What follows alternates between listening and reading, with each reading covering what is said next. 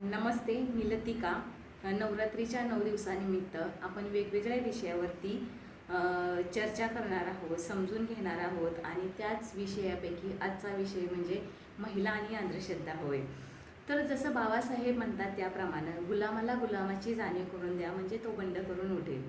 ही लढाई आपल्याला महिला आणि अंधश्रद्धा या प्रश्नासंदर्भाने सर्वाधिक दिसते. म्हणजे या समस्येमध्ये महिला अडकलेली आहे.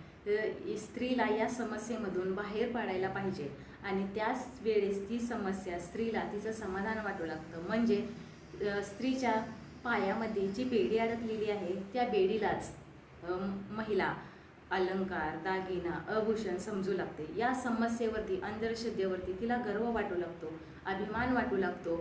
हीच सर्वात मोठी शोकांतिका व समस्येची मूळ आहे.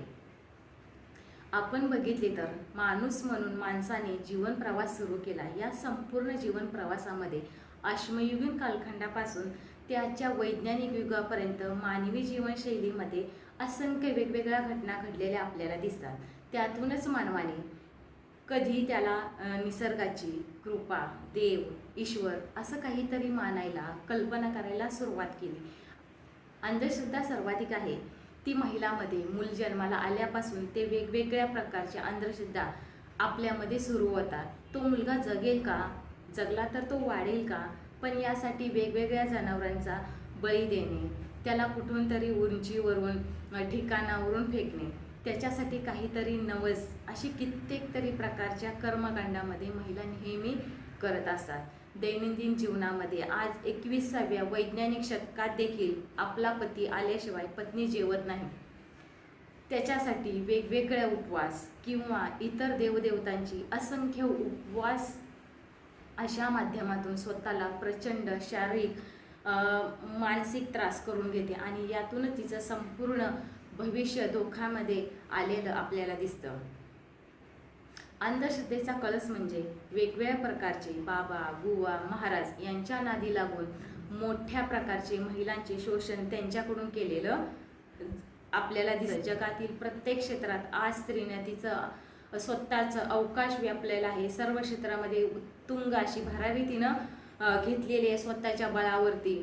मात्र याच विज्ञानाचा दृष्टिकोन म्हणजे विज्ञानाच्या आधारे विचार करून कोणतीही कृती करण्यामध्ये मात्र महिला सर्वाधिक मागे राहिलेली आपल्याला दिसते.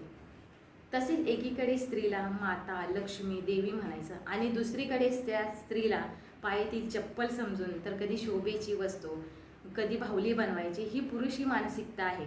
आणि यातूनच अनेक कर्मकांडामध्ये पुरुष महिलांना ढकलून देतात. ते तुझं काम आहे, तुझं कर्तव्य आहे, तू घरी असते, हे मात्र घरातील कोणतेही अधिकाराचे, आर्थिक व्यवहाराचे कधीही तिच्याकडे देत नाही. त्याचबरोबर लग्न झाल्यानंतर महिला जेव्हा सासरी जाते तेव्हा तिथे काही चुकीचं घडतं. तू पांढऱ्या पायाची आहे, तू अपशकुनी आहे असं बोलून तिला वारंवार हिणवलं जातं. अनेक कर्मकांड तू केली पाहिजे यासाठी प्रवृत्त केलं जातं.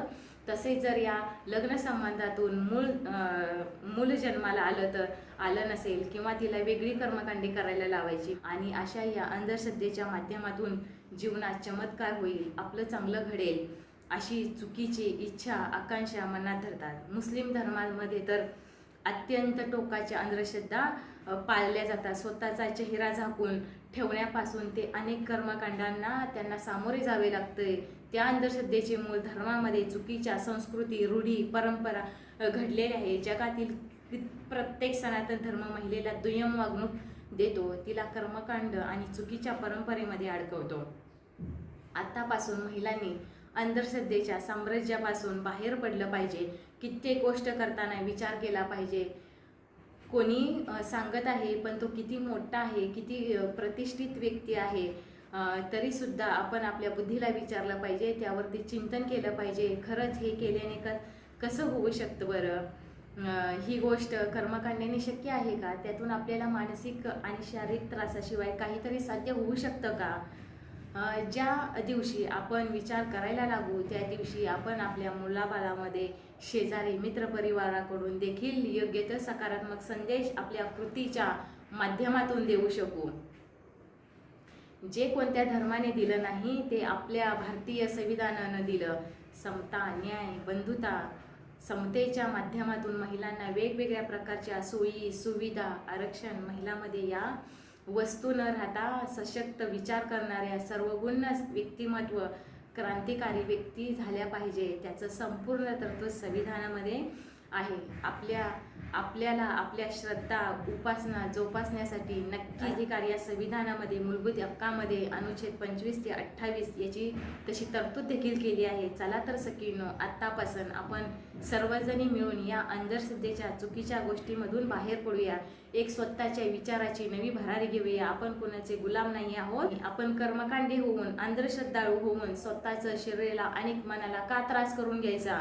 आपण आपलं एक सुंदर, छान, आपल्या आवडीचं उत्कृष्ट जीवन जगायचं, ते आपण सर्व जगूया, जगणार आहोत आणि नक्कीच सुरुवात आपण आजपासूनच करूया. धन्यवाद.